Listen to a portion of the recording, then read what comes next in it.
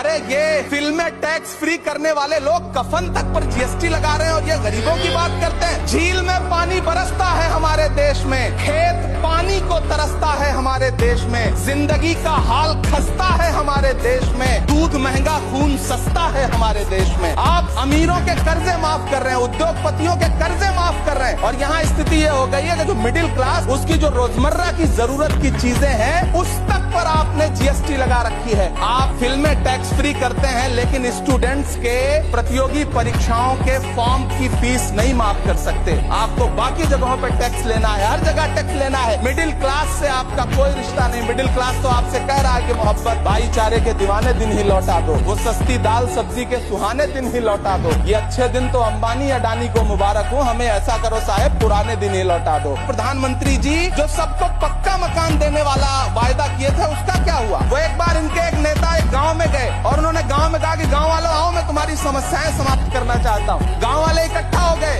नेताजी ने गांव वालों से कहा बताओ तुम्हारी 2 समस्याएं बताओ, मैं दोनों समस्याओं का यहीं पे समाधान करूंगा। तो गांव वालों ने कहा साहब हमारी पहली समस्या है कि हमारे यहाँ कोई हॉस्पिटल नहीं है। तो नेताजी ने मोबाइल निकाला, कहीं फोन मिलाया और मिला के फोन पे पता नहीं क्या कुछ कहा कि यहाँ गाँव में हॉस्पिटल नहीं है, हॉस्पिटल तुरंत यहाँ हॉस्पिटल चाहिए। गाँव वाले खुश हो गए कि 1 मिनट में यहाँ हॉस्पिटल आ रहा है। अगली समस्या के बारे में उन्होंने नेताजी ने गाँव वालों से कहा कि मैंने आपकी पहली समस्या समाप्त कर दी, दूसरी समस्या बताओ। तो गांव वालों ने कहा साहब इस गांव में कोई भी मोबाइल का नेटवर्क ही नहीं है। ये है इनके काम करने का तरीका, ये है झूठ बोलने का तरीका।